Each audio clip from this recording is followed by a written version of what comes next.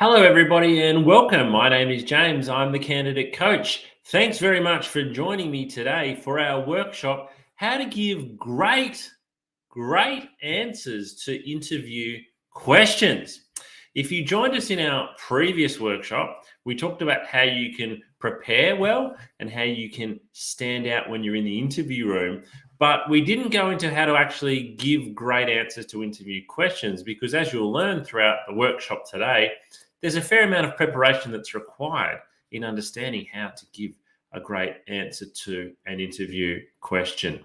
Now, by the time you sit down at an interview, and maybe in this day and age, not maybe, but quite often it's over video, you've put in a huge amount of work. You have put a lot of work in. If you go back to the start of the journey, you started looking for work. You've spent a lot of time on the job boards.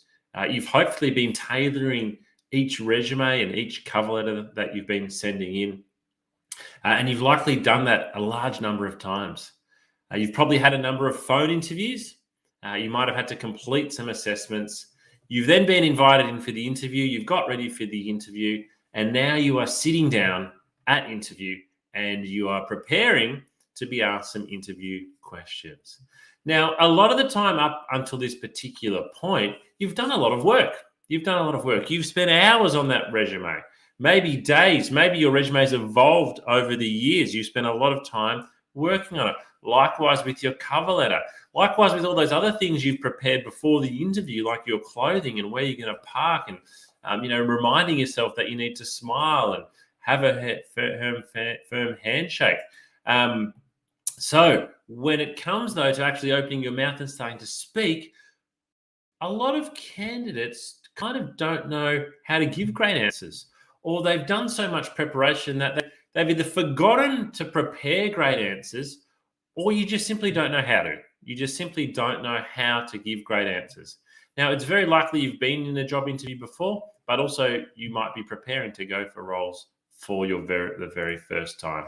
So today, in our workshop together, we are going to hopefully give you the opportunity to learn how to give great answers to interview questions. But before we begin, just a little bit of workshop housekeeping. We are live today, so if I do drop out for any reason, please stay on the line and just wait for me to rejoin. Ask lots of questions. Use the comments box. I can already see some questions that are coming through at the moment. For an interview question, someone's written, what is the difference between good and great customer service for a tech support role? That's a great question. I'll come back and answer that one towards the end of the session. But continue to ask questions in the comments box wherever you're watching. Take lots of notes. And a replay of today's workshop will be available on our YouTube channel. So if you want to hear something again today, if you want to go through something again, you can watch it on our YouTube channel. Just simply search for The Candidate Coach. A little bit about me. Who am I as your presenter? Well, as I said before, my name's James Whitcomb. I'm a director at a recruitment agency called Smart Recruitment, and I've been at Smart since 2005. So I've spent 16 and a half years in recruitment. Now, over that time, I've conducted approximately, but this is probably an underestimation if I'm honest, over 3,000 interviews and over 600 group assessments. So I've sat there with over 3,000 candidates, and when you go into group assessments, it's probably a similar number again. And I've heard some wonderful answers. I've heard some wonderful answers to interview questions. I've heard some absolutely shocking answers to interview questions as well. But one thing that is very clear to me is that a well-organized candidate who has thought through and pre-prepared answers and has examples ready always stands out in an interview. I've placed over 1,000 people into jobs, and I launched the Candidate Coach, the platform that we're meeting on now, in December 2019. Now, today, if I do look at times like I'm looking over here, that's because that's where my presentation screen is, and so I can keep up with my slides. So I apologize if I'm not always looking down the barrel of my camera to you. Now, our previous workshop to this, some of you attended it, some of you have never heard of it, but I want to share with you our previous workshop, which was how to prepare and perform well at interview. If you'd like to watch the replay, take a screenshot of that now. It's on our YouTube channel. I've shrunk the YouTube link down to a bit.ly link. So it's bit.ly/interview tips 2020-22. and I think it is case sensitive. So that workshop, it is important to really watch it probably before this workshop. You are still going to get a lot out of today's workshop, but if you didn't see this workshop, I'd really encourage you to take the time and go and do it, because we talk about all the things that you need to do well in the lead up to being asked these interview questions. Alrighty, I've got a question for you. Type this in wherever you're watching today, whether you're watching on one of our partner sites or on our LinkedIn, our Facebook, our Twitter page. Type in for me here. What do you think is the most common interview question in the world? What actually is it? There are hundreds of thousands of different interview questions, but there is one particular question. There is one particular question that is really common. It is the most common. I start every single one of my interviews with this. There's a hint. I start every single one of my interviews with this question, whether it's a phone interview, whether it's a face-to-face interview, whether it's a computer interview, and somebody's got it right in the chat already. The most common interview question in the world is, tell me a little bit about yourself. Tell me a little bit about yourself. Now, it sounds like a really friendly question, doesn't it? Tell me a little bit about yourself. Hey, this should be easy, but don't drop your guard here. While it is a very friendly and it isn't, what sounds like an easy question, the moment you start answering this question, the recruiter begins to assess you.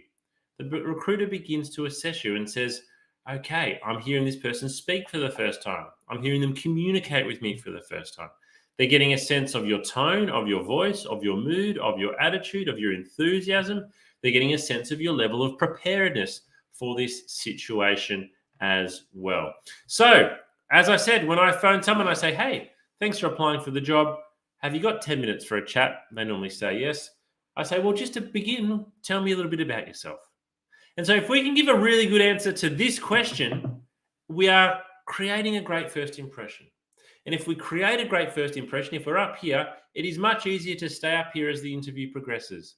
But if our answer to tell me a bit about yourself is pretty average, then we start down here and it's much harder to get back up there. So I want you to do the following for me. I want you to grab a pen and paper. Wherever you are watching this today, grab a pen and paper or get out a notepad on your device or open up another screen, because I want you to write down the following. I want you to write down, first of all, one. So write down what's on the screen there. Don't actually answer these, or you can write your name. I'm sure that won't be too much of a challenge. 1, name. 2, overview of your work history. Write down overview of your work history. 3, your top 3 skills. So again, don't write your skills here. Just write what you're seeing on the screen. And 4, the type of work you are looking for. Now, feel free again to type your answer in here. Who knows what I'm actually asking you to do here? Who knows what's going to happen when we answer these questions? Are you aware of what I'm asking you to do here? Because what we're going to do is we're going to create something here. We're going to create something that is going to be extremely useful for you if you are looking for work. We are going to create an elevator pitch. So an elevator pitch is a brief but persuasive speech. After today, I'd really encourage you to go away and Google elevator pitch. You will learn that there's lots of different types of elevator pitches. But an elevator pitch is extremely handy when looking for work. Why? Because the most common interview question in the world is tell me a little bit about yourself.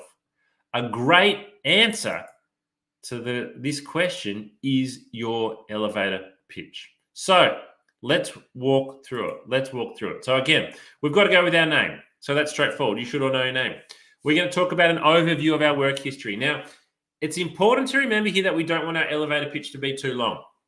It's called an elevator pitch because it should take the time that you ride in an elevator with someone to be able to deliver it. So let's imagine that situation. Let's imagine you've got an interview tomorrow on the 35th floor of a building in the city. When you get to the building and you walk in and you press the button, the elevator doors open, you walk in and you press 35. But before the elevator doors close, somebody walks in behind you and guess what? It's the person that you're actually going to meet on the 35th floor. They introduce themselves and they say to you, hey, while we're going up in the elevator, why don't you tell me a bit about yourself? So you've kind of got that 30 to 60 or 90 seconds to tell them a little bit about yourself.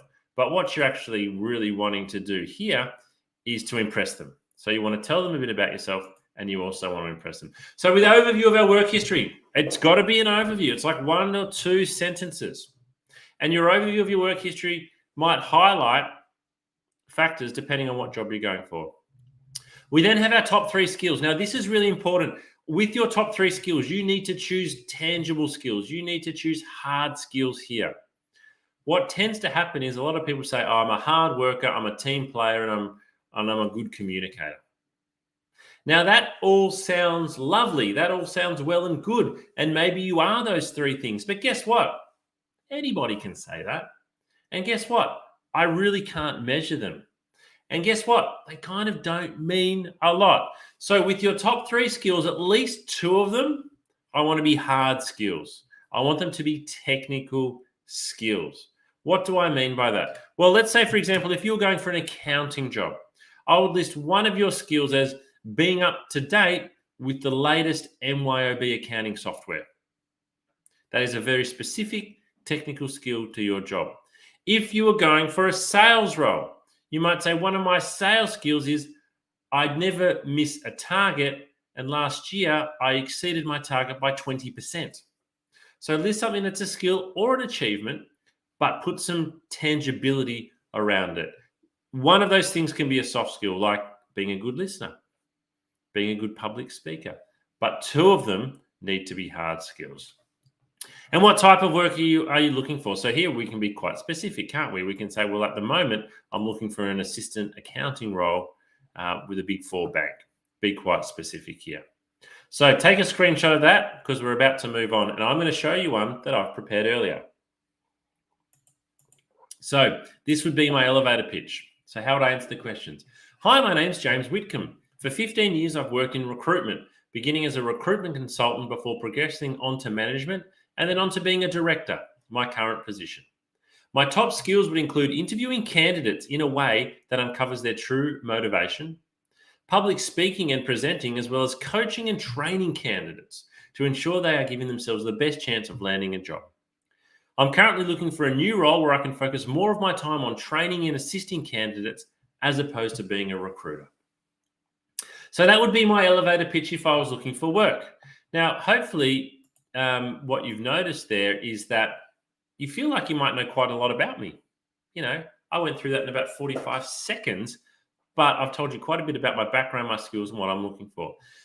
Don't be intimidated by this elevator pitch of mine. Don't be intimidated by it. As it says in my elevator pitch, I've been working in recruitment for 15 years, so I should be able to give, and I can give, a good elevator pitch.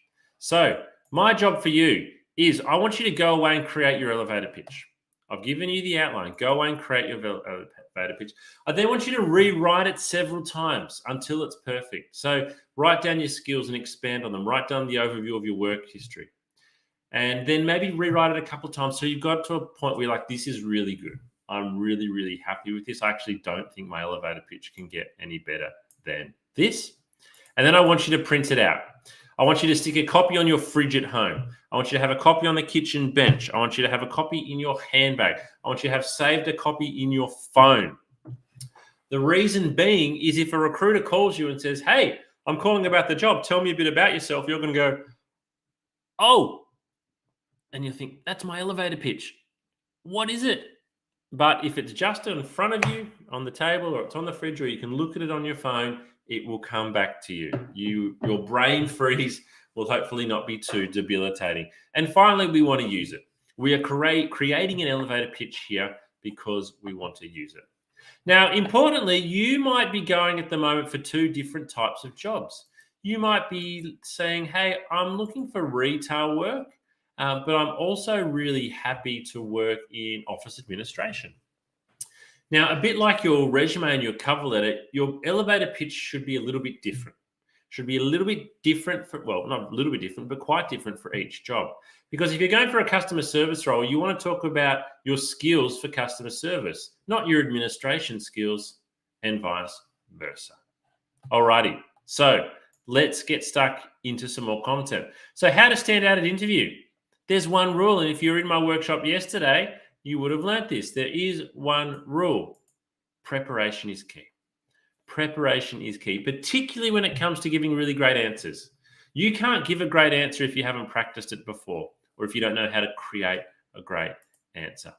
And a candidate who answers questions confidently gives the interviewer a great sense that they are a top performer. So have a think about it. If somebody answers questions confidently, if they're looking you in the eye, if they're giving good detail and they seem organized and confident, makes you feel like they can do the job well. Whereas if someone's not too sure and, they're looking at their fingers, they're mumbling a bit, they're looking around and, that's a really good question. Look, I can really give good customer service. No. Now, that second candidate might be better at the job, but if they don't give good answers, they're going to give the impression that they're not good at the job. Alrighty, we've got two types of interview questions. There are two main types of interview questions, and we're going to look at how we can give good answers today to both of them. The first one is behavioral questions, and the second one is technical questions. Now, what I'm going to tell you today is pretty straightforward. It is pretty straightforward in terms of these two types of questions. However, guess what? Most people don't spend the time looking into how to answer these questions. So there's an opportunity here for you to really stand out by studying them. Let's begin by looking at behavioral questions. What actually are they? You will hear behavioral questions or the phrase behavioral questions mentioned a lot. So in behavioral questions, we focus on how you've handled various situations in the workplace. And that is supposed to reveal your character traits, abilities, and skills. So typical behavioral questions will be kind of like, tell me about a time. A lot of them will be, tell me about a time you worked in a team that had a great outcome. Or tell me about a time you worked in a team that didn't have a great outcome.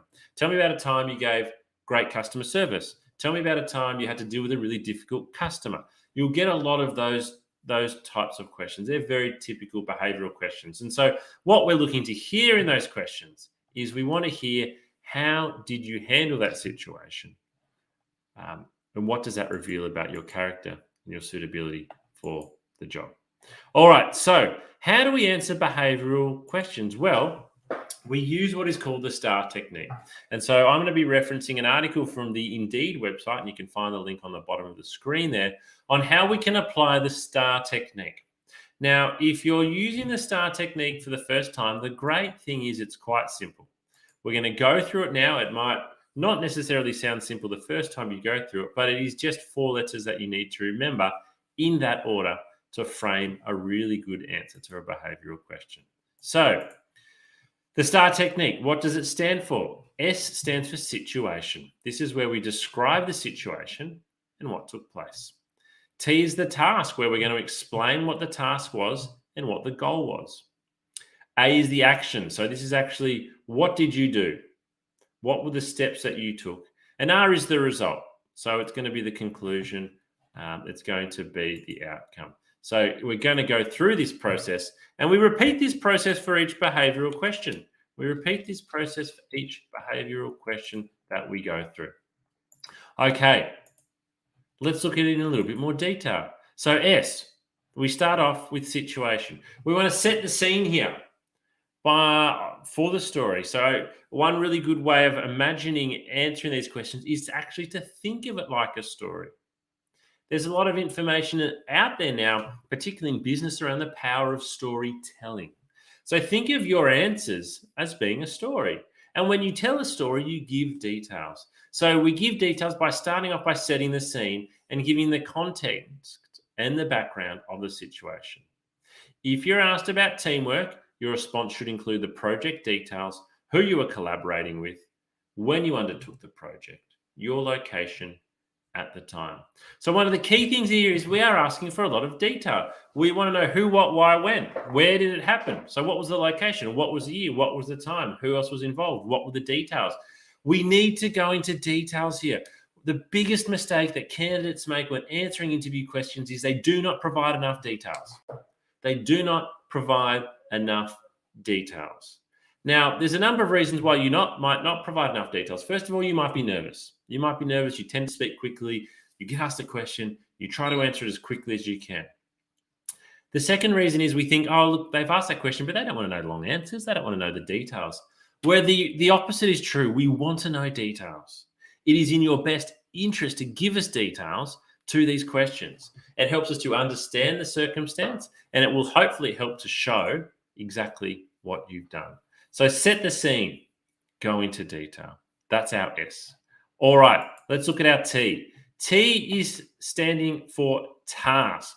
T is standing for task. So we describe your exact role in the situation. Make sure the hiring manager knows what you were specifically assigned to do rather than what everyone else did.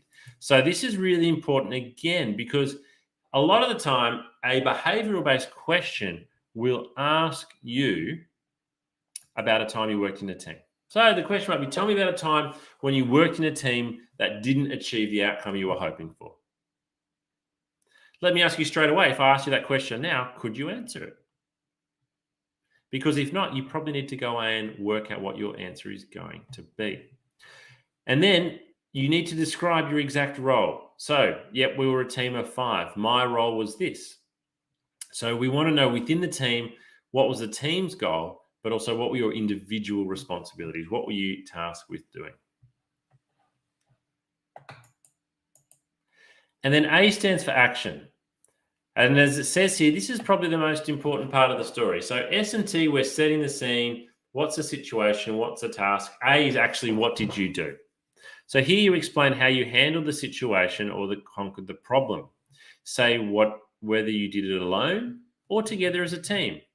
What you're trying to communicate here is your assessment of the situation and your response to the problem, as well as how you got the team involved. And again, look at this last line. Share as many details as is possible so the interviewer can follow you. And as you do so, avoid acronyms and company-specific jargon. So, details. We need to know the details, but we also want to know in detail, what steps did you take? What did you need to do? This is where you need to spend the most amount of time in terms of your answer, talking through what you did. And then we finish off with R. We finish off with the result. So we close off the story by stating the positive outcome of your actions and what the lessons you learned were. If possible, quantify the results of your actions. Examples may include a 10% increase in sales, getting repeat business, or saving your team 5 hours of work in a week. Now, the result here might not always be good. In some behavioral-based questions, we specifically want a bad result because we want to see what your actions were that you took. But we need to hear about the result. Close it out. So let's look at an example. Describe a time when you handled a difficult situation at work. How did you react? So I'm going to pause there for a moment. I just want you to have a think. Have a think. If you are asked this question at an interview today, describe a time when you handled a difficult situation at work. How did you react? How confident would you be on your answer? How confident would you be on your answer? Have you got an answer? Can you use the STAR technique? So can you describe the situation, the task, your actions, and what the results are? We're going to show you an answer now, and this is this question asked to somebody going for a nursing role. So the nurse answered, in my last job as a night nurse, one of my colleagues quit after securing a job with a top private hospital. Though I was managing a ward full of patients, I was assigned to this one patient who didn't want to be admitted. He wanted to bolt out of his room. I made myself available to the patient, discussed with them the reason he was being admitted, and assured him he would receive 24/7 attention and good care. The patient finally calmed down and agreed to spend the next 3 days under observation. He was discharged on the 3rd day, and the wife personally thanked me for handling someone she knew to be extremely stubborn and difficult.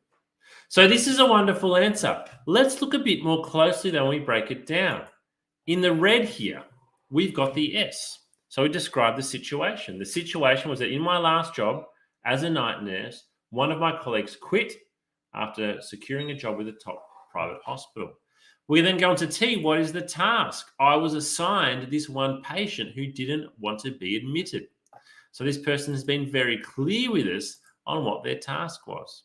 Now, importantly, what actions did they take? And in the green, they made themselves available to the patient, discussed with them the reason he was being admitted, and assured him he would receive 24/7 attention and good care.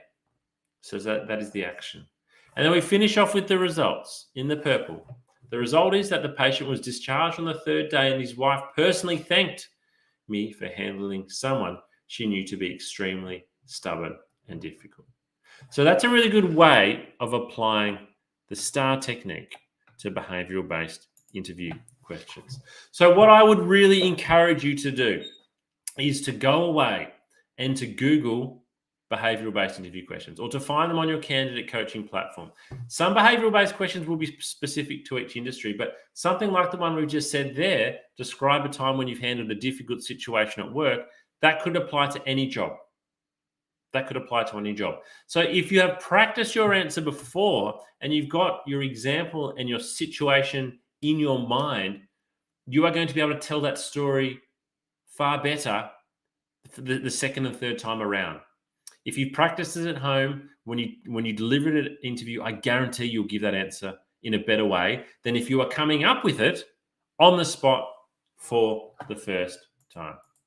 All right, let's look at that second type of question. So we've looked at behavioral-based questions. Let's look at technical interview questions. So what are technical interview questions? Well, they're going to focus on the skill, the qualification, and experience required to do the job.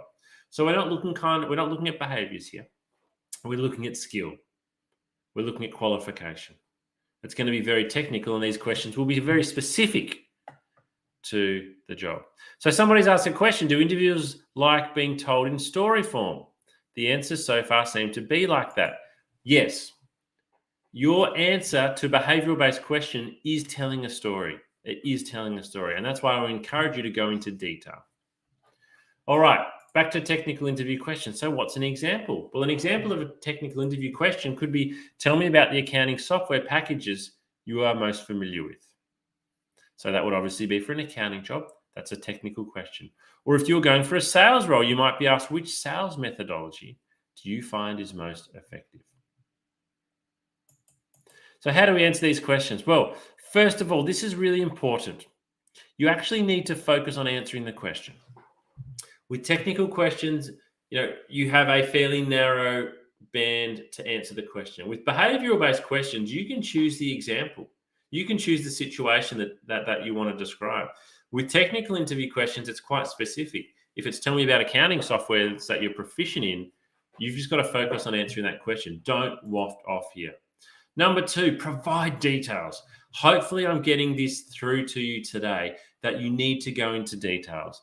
On the whole, candidates in interview do not provide enough details. You need to provide details. You need to go into details, and you can do so by actually applying the STAR technique if you like, or the who, what, where, when, and why. So provide the details using this particular technique. Give even further detail. So I'm actually asking you now to provide more, or ask if it's okay. So ask if it's okay. If you're providing detail, you can simply pause for a moment and say to the interviewer, am I going into too much detail here? Or would you like me to go into further detail? The more detail that you can show, the better. It is great, particularly if the interviewer says, yes, please go on. You are really impressing with the level of detail that you can go into. And then try to relate your answer to the job or company that you are interviewing with. This is a really big one. And I can't really give you examples because it's going to be different for every job. But if you can relate your answer to that job that you're applying for, to that company, then that is going to really help. All right, we're going to change tack for a moment because dealing with nerves and anxiety at interview can be really challenging. So you might have the best answers in the world prepared and practice. But if you are somebody that struggles with nerves, if you are somebody that struggles with anxiety, it can really hurt you. So we're going to share a small video with you now on how you can deal with overcoming nerves and anxiety at job interview.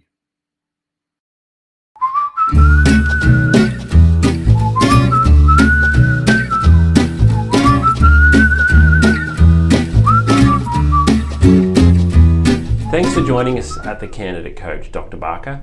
Tell us a bit about your background and the type of work you do. I am Dr. Sarah Barker. I'm a clinical psychologist. I've worked in workplace mental health with Black Dog Institute for the past 7 years.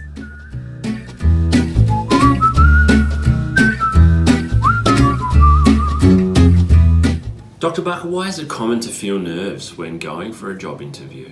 We commonly feel nervous, and I would say most people feel nervous when going for a job interview because we feel a lot depends on it and that we're going to be evaluated as well. So nerves are a very, very common response. It's really important to remember that the person who's doing the recruiting also feels nervous as well, because they want to get the right person, and they're also aware that they're expecting people to come in feeling nervous as well. They know that that's a common human experience.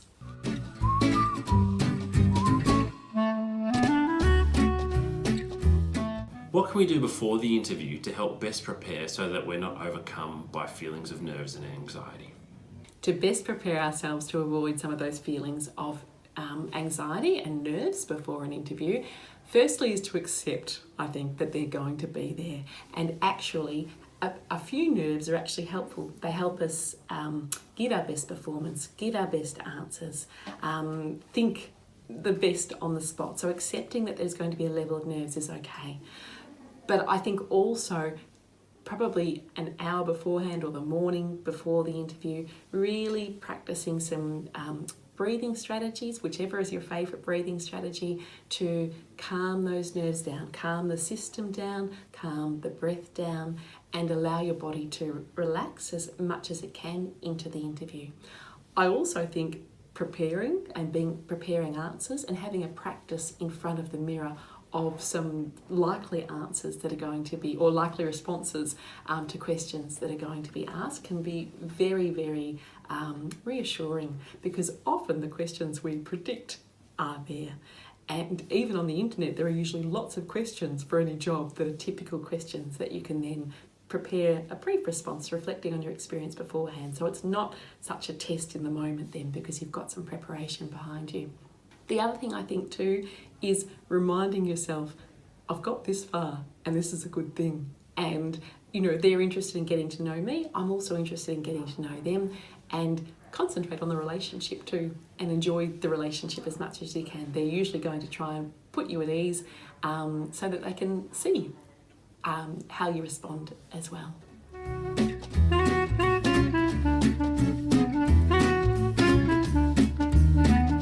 What can we do during the interview if we feel a bout of nerves or anxiety coming on? It's very common for us to suddenly feel overwhelmed in the moment in an interview. If that happens, take some deep breaths. It's okay to buy some time. It's okay. And also, when we take deep breaths in an interview, it's only usually us that notice. Okay, so taking some deep breaths can really be helpful. And even saying to the interviewer, could I just take a moment here just to pause and gather my thoughts, and then just breathe, okay? And then when you're ready, come back and say, I'm ready to continue on. And that's a fine way to manage nerves during an interview.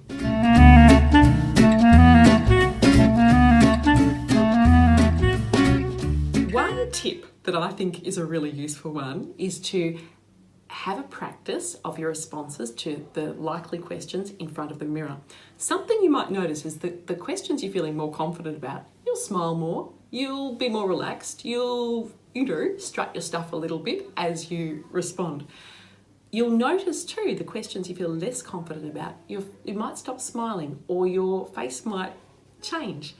Those questions are the ones you need to practice a little bit more at, and remind yourself of your confidence with that, or prepare your answer so that you do feel more confident, because your face will actually tell you in the mirror, and that can be good preparation for the actual interview of knowing where to focus on in feeling more strong in your responses.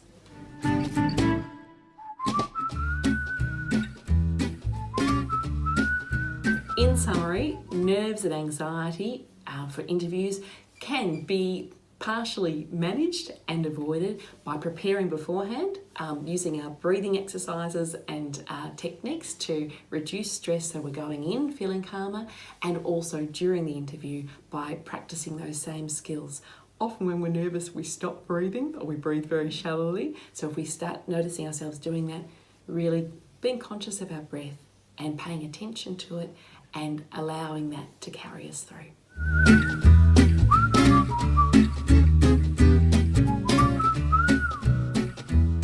Thanks for watching today, and we hope this has helped you best prepare for your next job interview. Good luck.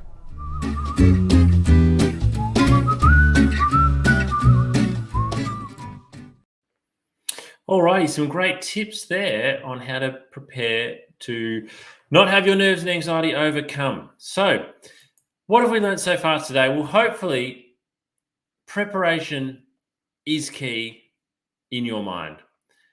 If you don't prepare for the interview, then you're not going to do very well. But the great thing is, everybody can prepare. Everybody's on the same playing field, on an even playing field when it comes to preparing for interview, in particular when it comes to preparing to give great answers. You can do the preparation. There is no excuse for not giving great answers to interview questions because you can go and practice them and prepare them yourself. Now, if you're still wanting some more assistance, I'd really encourage you to jump on our candidate coaching platform where we've got 2 episodes here. Episode 8, interview preparation, getting the basics right, and episode 9, taking your interview from good to great. In each of these episodes, you're going to hear from 6 or 7 different recruiters who are going to share with you their thoughts on what you need to do to impress at interview. And a reminder of all the other resources that are available to you on your candidate coaching platform. We have video coaching episodes, resume and cover letter templates, interview questions, online tests so you can practice your skills. We have checklists that you can download to make sure that you're best prepared and you haven't missed anything.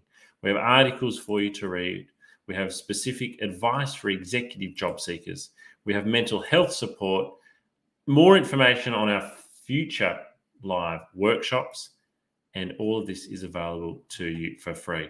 So just a word on our upcoming workshops. We run 2 workshops every single week. Please do check back wherever you're watching this workshop to find out when your next workshop is. Now, if I could ask one thing from you, it would be to please take 2 minutes to complete our survey. We have a 2-minute survey, where we ask you what your thoughts were on today's workshop.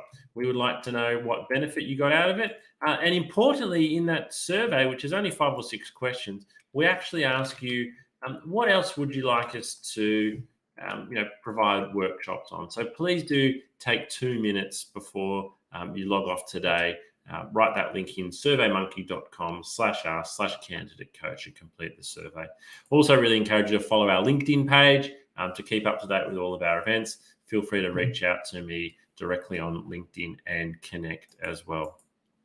But before we go, we'll finish today with a really important video with Dr. Sarah Barker again. And in this video, she's going to talk about what you can do to look after your mental health when looking for work. Because a lot of people who have no mental health problems at all can actually face mental health challenges when they are looking for work.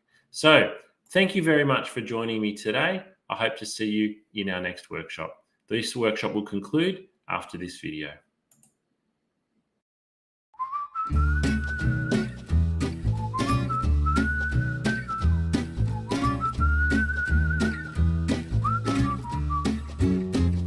If you're not feeling terrific at the moment and you feel like your mental well-being has taken a little bit of a dip, please remember this is not going to last forever. There's lots you can do to manage your mental health and get back on top of it.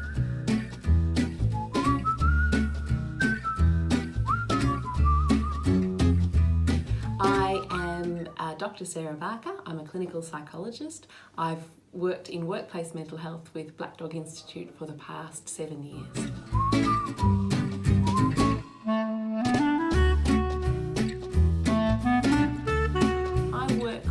A lot of adults and young people, mainly with anxiety, depression, trauma as well, a range of issues, and many who are looking for work and undergoing that process of trying to find employment.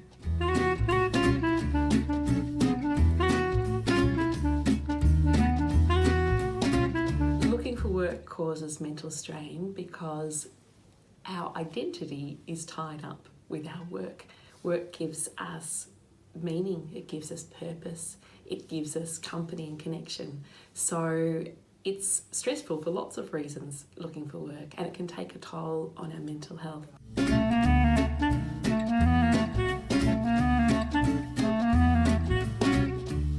It's really important for us to be aware of the signs that our well-being and our mental health might be dropping. Probably the biggest sign is changes in behaviour. So that might be changes in the way we're thinking or talking to ourselves. We might be saying things like, who would employ me? I'll never get a job. We might be really down on ourselves and really hard and critical on ourselves when normally we're not so hard and critical. We might also, in our relationships, change our behaviour. We might be more snappy or more irritable with people that we love. That normally we might be a little bit irritable sometimes, but not irritable in that way. Losing interest in things that usually sparked us and ignited us and gave us joy. So perhaps usually we like walking the dog and suddenly we start thinking, I can't be bothered walking the dog today.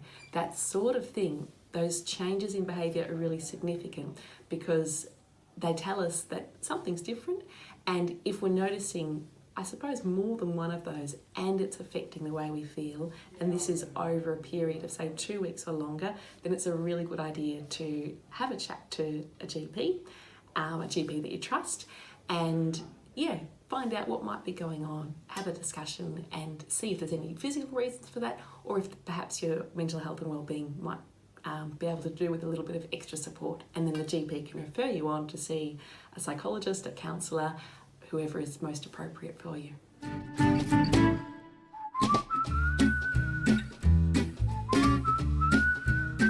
There are so many great things you can do to look after your mental health when you're looking for work, and it's really important that you do. My very top tip would be really talking kindly to yourself and being compassionate with yourself. I think when we're looking for work, we can have a lot more questions like, will I ever get a job? Will I ever be employed? It can feel like this could go on forever. So being kind to ourselves and saying things like, it will work out. There will be a day, my efforts will be rewarded. It will just take time. I just need to keep trying. Reminding yourself of your strengths. And that might even be tapping into people you love and asking them what your strengths are, because sometimes it's harder to find them when our mood's a bit low and we're feeling more worried. We can be harder on ourselves. I think that routine is really, really important to our well-being. When we're looking for work, we mightn't have such a regular routine because there mightn't be a 9 to 5 start and finish time for a job, or there isn't. So instead, thinking about looking for work as a job in itself can be helpful. Having a start time and a finish time can be really helpful, and some set tasks that you hope to achieve that day. Purpose is really important too. So purpose might come through routine, but it can also come through other things. Meaning's really important, and our work gives us meaning. So when we're looking for work, meaning mightn't feel like it's there as much. Part of what we can do is infuse those tasks with meaning. So I am doing these things today, I'm looking for work, and that is meaningful in itself because there's an end goal to this. It will be something that's good for me and good for the people that I love as well.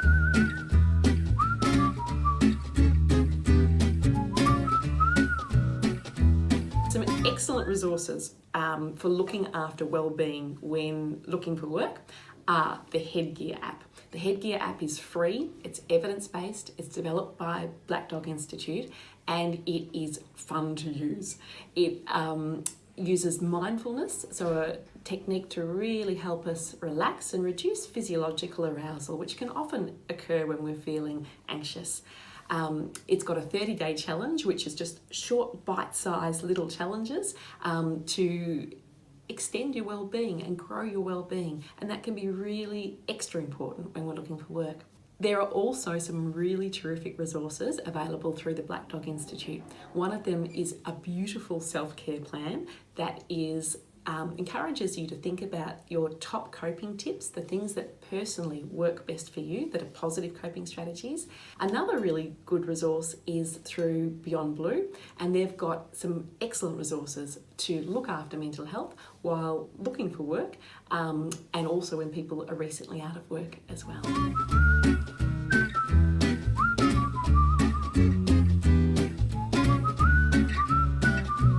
probably time to seek professional assistance when you notice your mood is lower and you're feeling more down than usual, when you're worrying more and perhaps worrying excessively about things that you wouldn't normally worry about, and perhaps in your relationships too, when you're more tense with people and perhaps more snappy or irritable. All of these are signs that perhaps our mood is not in the greatest space and our well-being is not in the greatest space, and that it can be a great idea then to chat to your GP, who can then refer you to an appropriate person to help you strengthen your well-being.